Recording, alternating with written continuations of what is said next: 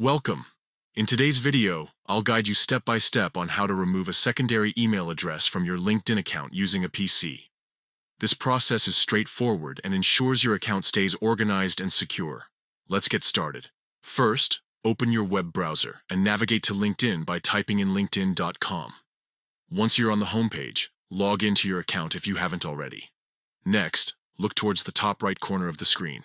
You'll see a small profile picture or the word Me. Click on it. From the drop-down menu that appears, select Settings and Privacy. Now that you're in the Settings area, locate the Sign In and Security section on the left-hand side of the screen.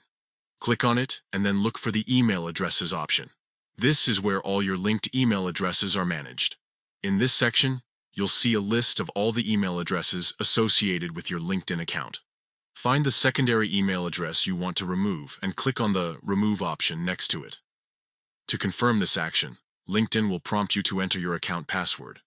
Type it in and proceed by clicking Confirm. Once done, the selected email address will be removed from your account. And that's it. Your secondary email address has been successfully deleted from your LinkedIn profile. Remember, if you ever need to add a new email address or make changes to your primary one, you can do so from this same section.